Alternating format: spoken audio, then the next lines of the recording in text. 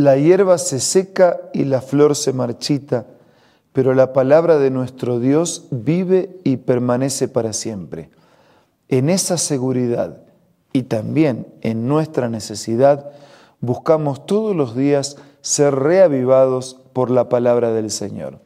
Hoy nos detenemos en San Marcos capítulo 6 y lo hacemos con espíritu de oración. Señor, te pedimos que al meditar y leer tu palabra nos bendigas, nos asistas con tu espíritu conforme a tu promesa.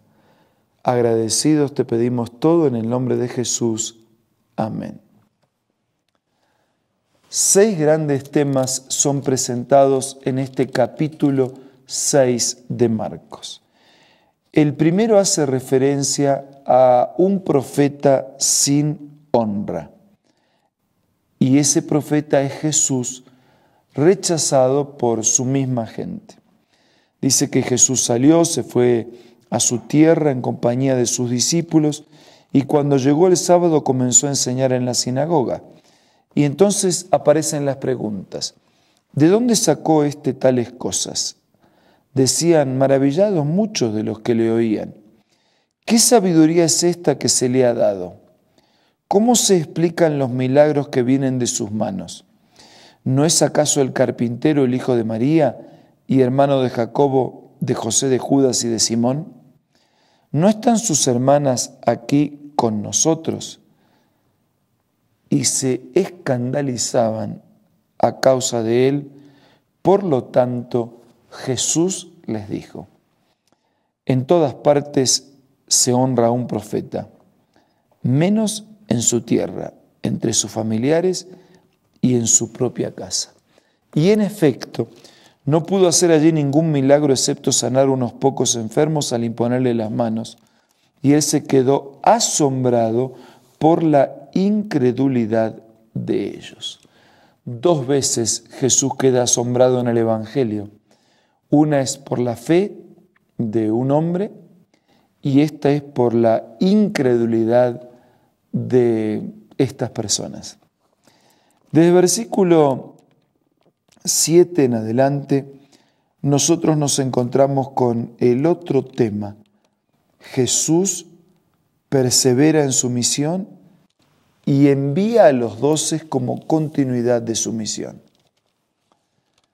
Dice el versículo 7 que recorría los alrededores enseñando de pueblo en pueblo, que reunió a los 12 y comenzó a enviarlos de 2 en 2, dándoles autoridad sobre los espíritus malignos, que los envió a enseñar, que los envió a salvar, que les dio algunas indicaciones de cómo comportarse y actuar en sus movimientos y en sus viajes itinerantes, qué hacer en cada pueblo, qué hacer en cada casa. Dice versículo 12 que los 12 salieron y exhortaban a la gente a que se arrepintiera. También expulsaban demonios, sanaban a muchos enfermos, ungiéndolos con aceite.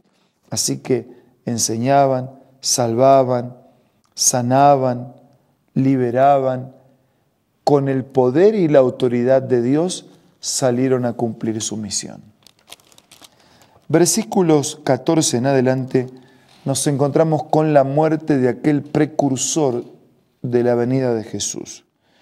El rey Herodes se enteró de esto, pues el nombre de Jesús se había hecho famoso y algunos decían: Juan el Bautista ha resucitado y por eso tiene poder para realizar milagros. Otros decían: es Elías. Otros, en fin, afirmaban: es un profeta como los de antes. Pero cuando Herodes oyó esto, exclamó: Juan, al que yo mandé que le cortaran la cabeza, ha resucitado. En efecto, Herodes mismo había mandado que arrestaran a Juan, que lo encadenaran. Herodes se había casado con Herodías, esposa de Felipe, su hermano, y cuando le había estado diciendo a Herodes: la ley te prohíbe tener a la esposa de tu hermano, por eso Herodías le guardaba rencor a Juan y deseaba matarlo, pero no había logrado hacerlo, ya que Herodes temía a Juan y lo protegía, porque sabía que era un hombre justo y santo. Y cuando Herodes escuchaba a Juan, quedaba desconcertado, pero lo escuchaba con gusto. Por fin se presentó la oportunidad. en el cumpleaños, en su cumpleaños, Herodes dio un banquete a sus altos oficiales, a los comandantes militares, a los notables. La hija de Herodías entró en el banquete, bailó. Esto agradó a Herodes y a los invitados también. Y Herodes dijo: pídeme lo que quieras y te daré. Y lo prometió bajo juramento: y te daré cualquier cosa que pidas, incluso la mitad de mi reino. Ella salió a preguntarle a su madre: ¿qué debo pedir? Y la madre dijo: la cabeza de Juan el Bautista. Enseguida se fue corriendo la muchacha a presentarle al rey su petición: quiero que ahora mismo me des en una bandeja la cabeza de Juan el Bautista. El rey se quedó angustiado, pero es lo que había prometido, es lo que él había dicho que haría, le daría lo que pidiera. Así que, en atención a sus juramentos y en atención a los invitados, no quiso desairarla. Enseguida envió un verdugo con la orden de llevarle la cabeza de Juan. El hombre fue, decapitó a Juan en la cárcel y volvió con la cabeza en una bandeja, se la entregó a la muchacha y ella se la dio a su madre. Al enterarse de esto, los discípulos de Juan fueron a recoger el cuerpo y le dieron sepultura. Miren qué contraste. Herodes perdió la cabeza porque le quitó la esposa a su hermano y obedeció a la hija de Herodías. Juan también perdió la cabeza, pero por ser fiel a Dios. Y valió la pena, porque eso tendrá recompensa. Se jugó por la justicia, se jugó por la santidad, se jugó para que Jesús creciera y él menguara.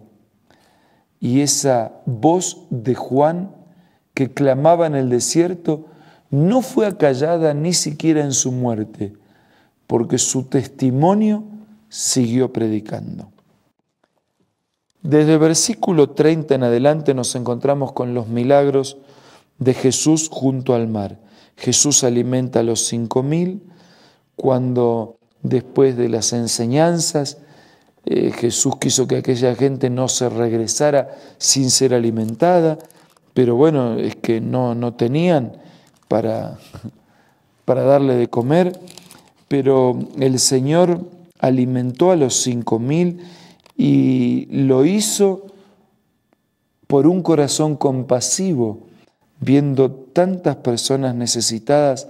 Y dice versículo 34, cuando Jesús desembarcó y vio tanta gente, tuvo compasión de ellos porque eran como ovejas sin pastor. Tuvo compasión. Así que como ya atardecía, se venía la noche, los discípulos pensaron que lo mejor era despedirlos. Jesús dijo: vamos a darles de comer. Pero eso, dice, costaría casi un año de trabajo, dijeron los discípulos. ¿Quieres que vayamos y gastemos todo este dinero en pan para darles de comer? Y Jesús multiplicó lo poco y compartió la multiplicación. ¿Cuántos panes tienen?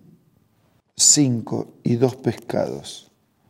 Así que distribuyeron a las personas, le dieron de comer, comieron, quedaron satisfechos y quedaron 12 canastas de pedazos, llenaron 12 canastas llenas de pedazos de pan y de pescado, y los que comieron fueron como 5.000. El otro milagro, también a orilla del mar, fue cuando Jesús caminó sobre las aguas, incidente que está contado desde el versículo 45 en adelante. Contra viento y contra marea. Nunca un marinero experto fue hecho en aguas tranquilas. Los discípulos hacían en la madrugada grandes esfuerzos para remar porque tenían el viento en contra.